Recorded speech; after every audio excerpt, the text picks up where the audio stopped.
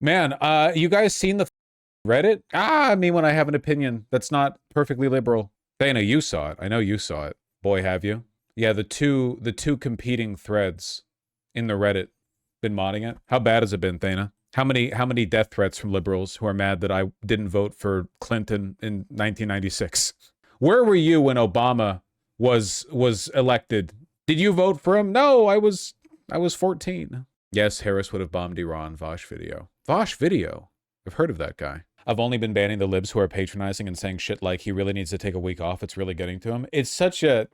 Listen, if I was a little bit stronger, I would pretend that it doesn't get to me, but it's actually so annoying how condescending they are because I know how my mental health stacks up against the average person who comments on fucking subreddits for political live streamers, and I feel like I'm probably winning that game. If I could engage in like a direct mental health jutsu with the people writing comments like that, I feel like I would come out on top every time, like without a doubt, you know? So it's a little bit frustrating. Bro, it didn't happen under Biden or Obama. Trump literally immediately escalated against Iran both times. No! He got elected and immediately did maximum pressure against Iran. The first term, he immediately ripped up the nuclear deal, increased sanctions, killed Soleimani, and started striking their proxies. In the second term, he literally started directly hitting Iran. I'm sorry, but the Iran war just wouldn't have happened without Trump. He's literally always been the most pro-Israel president and the most hawkish against Iran. Do you think they watched the video? I accidentally clicked in the username of one of the posts and their profile was just 50 billion Destiny subreddit posts. Yeah. I don't mean to, I'm not trying to name names or drama farm, but that's a known pattern. It's been known to happen on the Reddit and in general, but especially on the Reddit. It was a DGG doctor. I'm not going to say. No, Harris would not have bombed Iran. Man, Biden's advisor literally said they were looking to do that. I don't know what you want. Does that mean nothing? I don't know. Source? And then the follow-up post.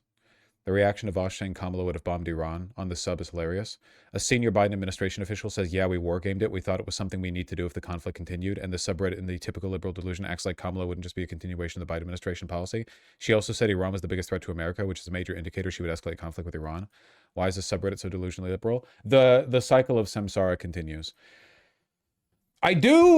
It's not about alienating the liberals or anything, man. It's just like, again, I thought the point of being a liberal was that you believed in liberalism, not that you sucked Democrat dick day in, day out, you know? It's like past the point you have to wake up and you have to smell the delicious morning omelet and you have to realize the Democrats are really fucking bad at doing liberalism. It doesn't seem to be their priority in a lot of cases. So Kamala running her 2024 campaign a diplomatic approach to Iran, returning to the JCPOA is relevant because literal nobody energy advisor? Come on. Why do you think you pick up liberals? Because I'm one of the few leftists who engages in electoralism and is not a tanky or a campist of any kind. Like, I don't defend Russia. When I talk positively about China, it's usually in like an infrastructural sense. I don't pretend they're not authoritarian. So I think that like a lot of many liberals in right now are like really, they feel disenfranchised because the Democrats fucking suck. And they believe that like they want somebody with some fight, but unfortunately that means dipping their toe in with the lefties, and like a lot of the lefties are at least a little bit crazy. I mean, not that I'm not, I guess, but it's yeah, I don't know. It's the liberals want something more, you know? They want somebody to actively fight for their principles rather than, you know, ineptly defend the status quo as they lose ground day after day after day after day after day to the Democrats. Or sorry, not to the Republicans, you know, to the right. They want more. Why do so many other online lefties become tanky or campist? Because it's just easier. It's much easier. Viewing I think a big part of it is that it's easier to view politics as good guy versus bad guy, no matter what. And another big part of it is that nobody wants to be the leftist who fell for it again. Nobody wants to be the leftist who years down the line has to go, okay, I thought this was a good cause, but it turns out that it was just a way of backing American interests. You know what I mean? They're so sensitive to the fear that they might have to do that in the future that they will steadfastly refuse to do or say anything that might be potentially construed as a you know, an argument of apologetics because they don't in the future want to have to cede that ground, you know, which I think is a little bit cowardly, right? It's a little cowardly, you know. I was talking about this the other day with somebody who was interviewing me. It was a student. They were interviewing me for a publication or something. I've got a bad memory. I don't remember. But they were asking me about like the ennui of the liberal and why leftists tend towards being campists so often. And I think it's like lefties do not make a positive case for any kind of foreign policy, only a negative one. Like if you ask a lefty what they would do foreign policy wise if they controlled America, they would just say, I'd leave other countries alone. But that's a very unimpressive argument when you actually do control America, you know, the center of global capitalism and so much wealth. I think that people in the developing world might not actually be that impressed by a pledge for America to leave them alone. Like, they might actually want investment. They might want a positive argument. They might want you to, you know, believe in something constructive. To put it a different way, why is it that everyone agrees, liberals, leftists, whatever else, that Elon and Doge cutting US aid was bad? Because it's led to millions of deaths, and it's going to lead to millions more, right? Why is it we all agree that was bad, but before Doge cut it, no one was ever talking about doubling it?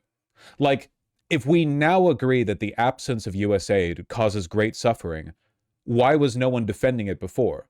Like, you have to argue positively for things as hard as the other people are arguing negatively against them. So if we now agree that cutting US aid was bad, surely that means that having it was good, right? Like it kind of seems to me that's how like morality works out, right? So should we have doubled it? And if so, how many lefties were arguing that? Like, how many leftists were going out there and saying, like, yeah, man, I think we should double USAID? Because I think that if they said that, some other lefty would be like, no, don't you realize USAID is a tool for soft US power? Which is true, but like, apparently not having USAID is bad because millions of people die. So I guess, like, you have to make a trade here between soft USA power abroad or people, millions of people dying. And I guess, like, we now agree that Elon was not morally good in cutting US aid, so we probably should have had more of it to begin with, right? A lot of people, they do this with Ukraine, right? They're like, well, we should leave Ukraine alone. Nah, I think we should give them stuff. You know, I think we should give Ukraine just a little treat, a couple of HIMARS, no big. I've always said this with regards to energy investment, you know? I think we could do the world a lot of good if we massively subsidized our own domestic solar cell production, you know, solar panels, and then we had like a joint investment program where we go up to, I don't know, Brazil or whatever, Panama, whatever country you want. And we say like, hey, if you buy these solar panels from our companies that we've produced, we will subsidize a huge amount of the cost. Like, let's do a joint venture. You pay this much, we subsidize the rest of it, you get a fuck ton of solar panels, you know? You get right to repair or whatever, you can fix them up. They're very durable. There you go. They spend some money, we get some mutual investment going. Good relationship, you know, partnership between both sides, something like that, you know? We need to make a positive case for the world. I think that campism is often the product of people on the left being unwilling to make a positive case because they're still caught in the mire of like, USA bad, USA shouldn't do X or Y, which like, sure, they shouldn't. And you're right, USA is bad. It is in fact the Satan country. But you need to like, you can't only be sitting on the sidelines complaining when bad things happen. You have to be advocating for good things to happen too. You get me?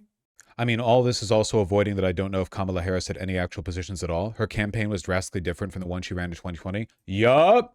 Kamala Harris as a senator was very different from Kamala Harris as a presidential candidate in 2020, was different from Kamala Harris as a VP, was different from what Kamala Harris ran as in 2024, is different from what Kamala Harris has been since 2024. Whereas Bernie, straight line the whole way.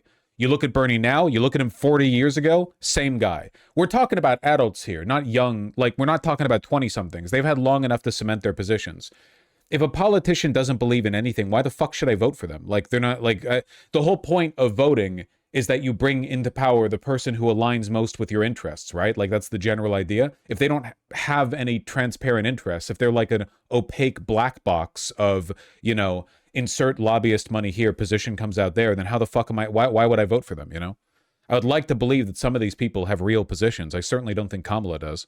Guys, you know you can still hate the Dems without jumping on Kamala the same on Iran nonsense, right? You know what pisses me off a little bit, man? If I could peer into the alternate timeline where Trump won in 2020 and then October 7th happened, Trump would obviously support Israel killing the Palestinians, but nobody would believe me if I said Biden would do the same thing.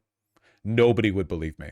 If Trump had won in 2020 and October 7th happened and every day Trump in the State Department was lying to defend Israel, and I was like, listen, man, it would be the same if Biden was president, not a single fucking one of you would believe me. I don't even know if I'd believe me, but it would be true. So I don't know.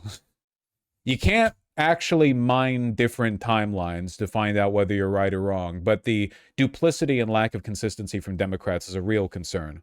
And they refuse to acknowledge the idea of fundamentally the same mattering more than literally the exact same. Yeah, it seems like some of their arguments are like, well, if Kamala Harris was president, she would have bombed Iran smarter. Like, okay, great. That's fucking great. I'm happy to hear that, man. That's real cool.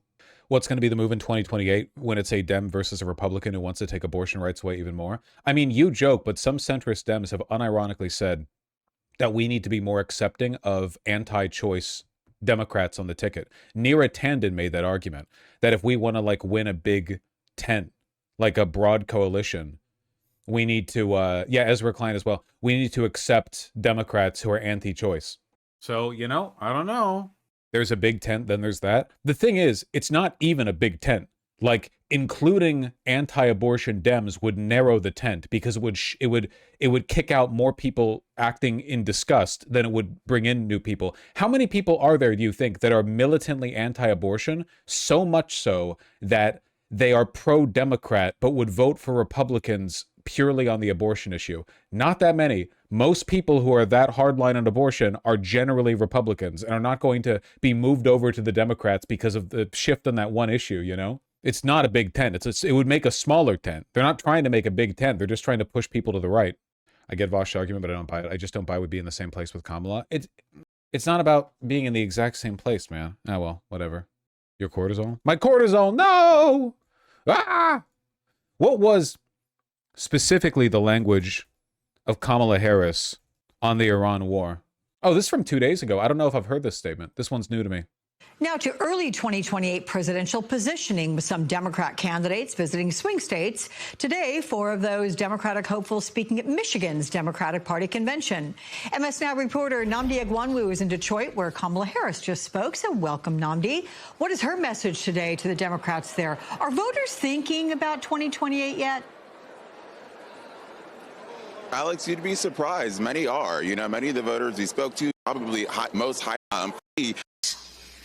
Putting Netanyahu, he entered a war, got pulled into it by Bibi Netanyahu. Oh, it has for sure, Dana.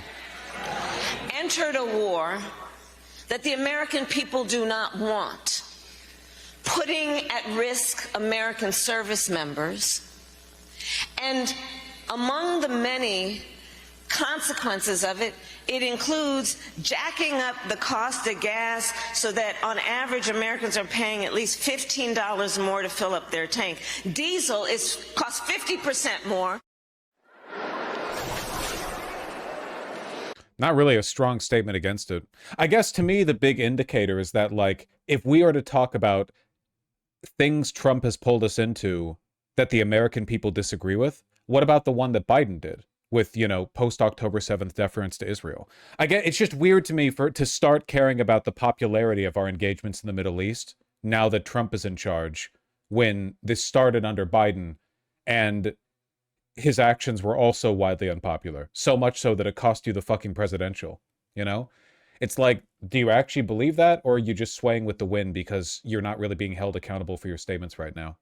Weak statement. She didn't even talk about bombing of civilian infrastructure or other war crimes. Wouldn't want to make Netanyahu mad, I guess.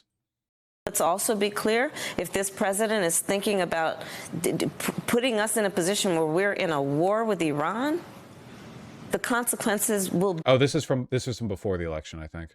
Very well. How are you doing? Good to see you. Before the war. So I am here in the beautiful city of Detroit to visit one of the incredible small businesses. But before I go in, I want to address what we learned today. Donald Trump has dragged us into a war the American people do not want. He has put American troops in... Oh my God, it's the exact same statement. This is from a month ago. She's repeated the exact same statement. ...harm's way. I unequivocally oppose this war of choice, and everyone should. And the bottom line, when it comes down to it, is that if we want to stop Donald Trump with this random decision that he has arrived at, then Congress must act. Random decision that Biden's energy policy advisors were apparently wargaming out to determine whether or not they would need to do it in the future.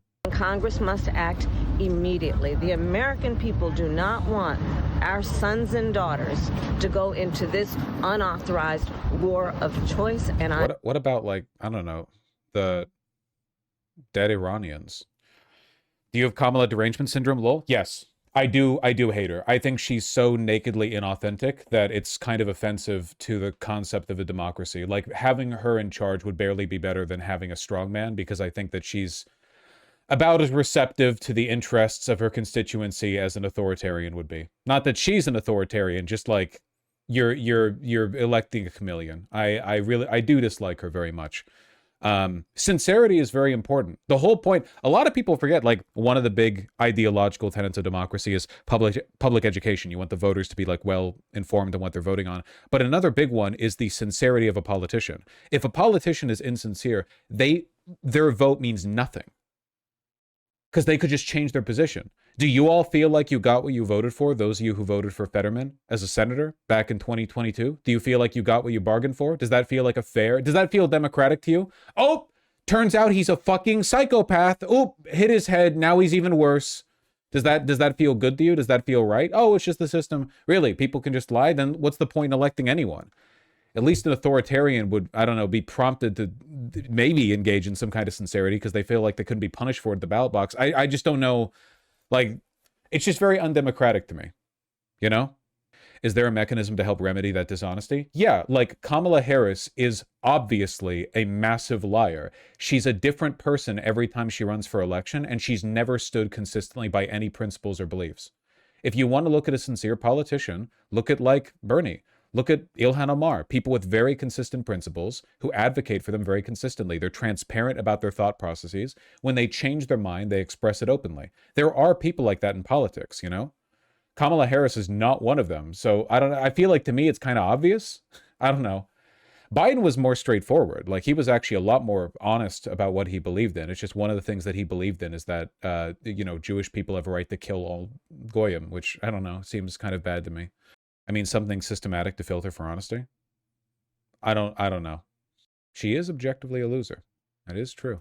Anyway, I don't think you need, like, a crazy change to the legal system to identify the fact that she's really, really insincere. You can just get that from, like, looking at her, you know? She just, like, just any cursory engagement with her platform in politics would lead you to distrust her. Fairly, I think.